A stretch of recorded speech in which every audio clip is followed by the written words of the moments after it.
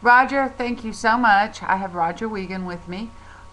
He is the one that put out the red alert, and he has been kind enough to give me a interview about it.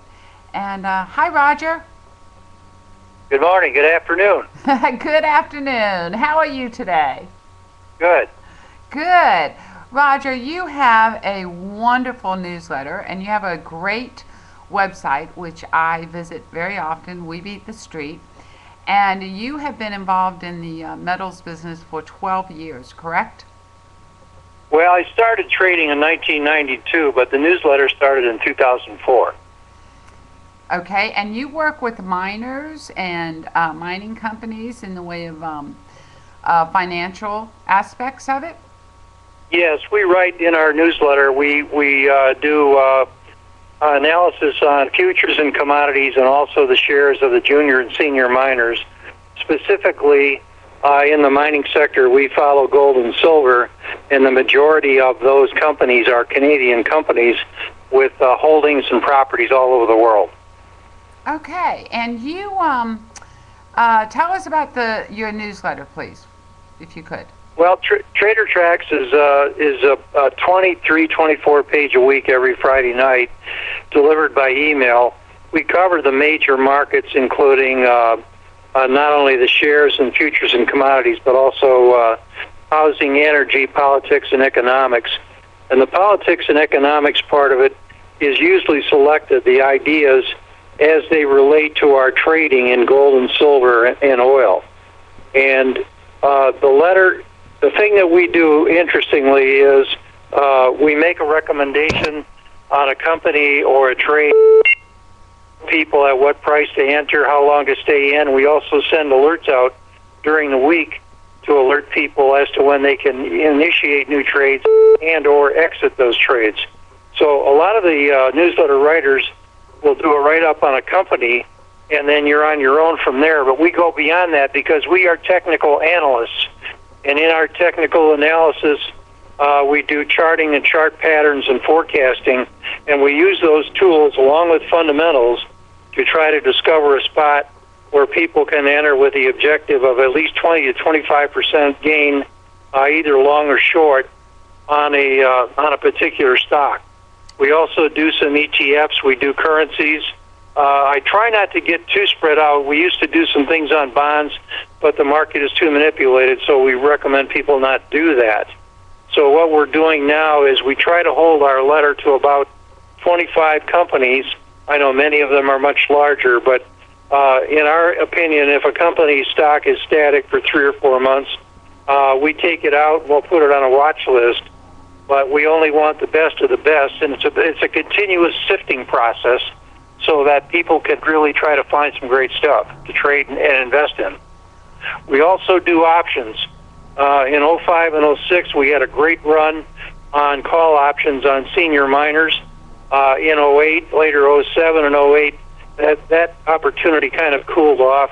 But with new volatility and with gold and silver going faster, we've resurrected that idea. Since the first of the year, we've done 4 trades. One we were in and out already. We closed on that one at 150% gain. We've got 3 open now. 2 of those are over 100%, but still rising. The 4th one hasn't gone anywhere yet, but it's got a longer timeline. We've got to wait. So we do a variety of things. We appeal to people who want to trade both shares and in senior minor aspects, and also in the futures and commodities arena. I have 2 brokers I recommend, one for each segment, and they both do a terrific job. And to not get into ethical questions for myself, I just trade the futures, but about 80 or 90% of our readers are into shares, and that's really the preponderance of our work.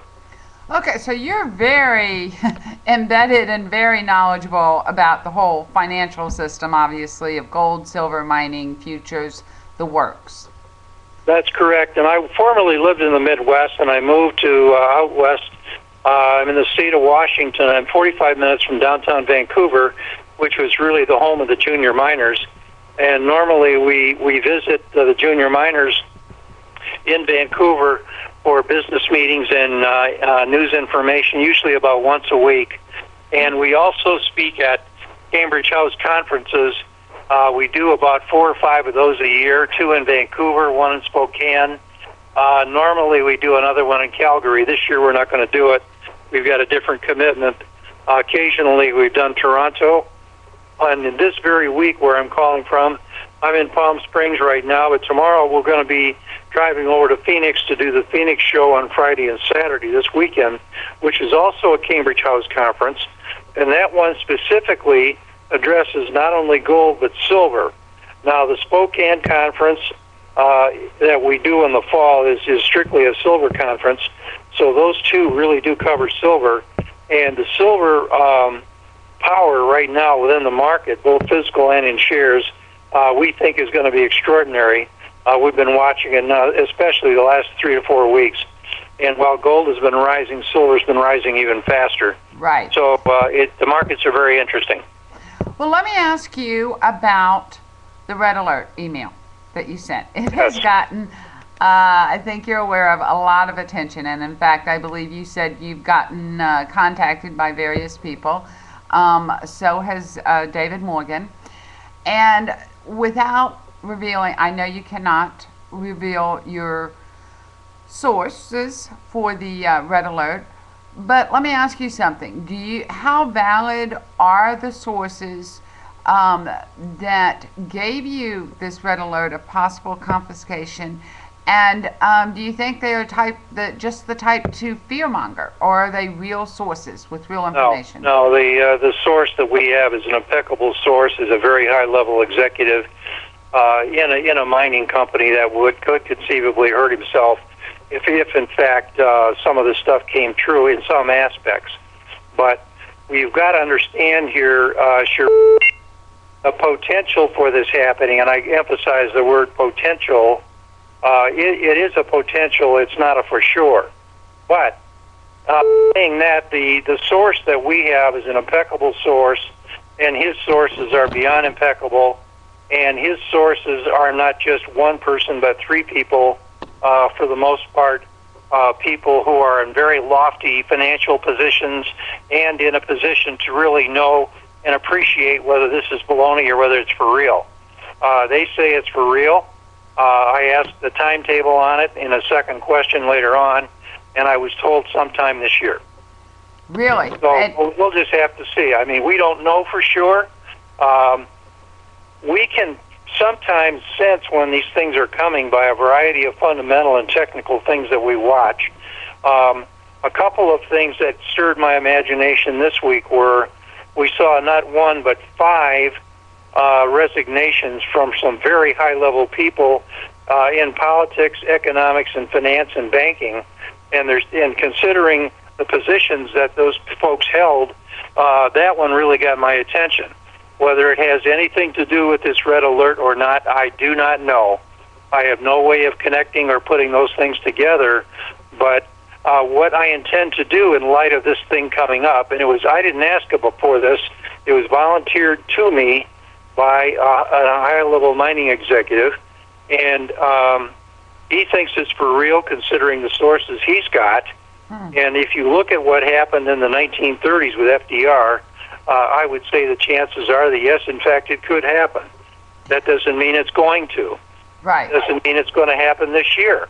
I mean, theoretically, it could happen a couple of years from now or even 3, 4, 5 years down the road. We just don't know. But when these things come up, and they do have credibility, and I think this one does, people tend to sometimes overreact and not think it through. But there's ways with dealing with this problem.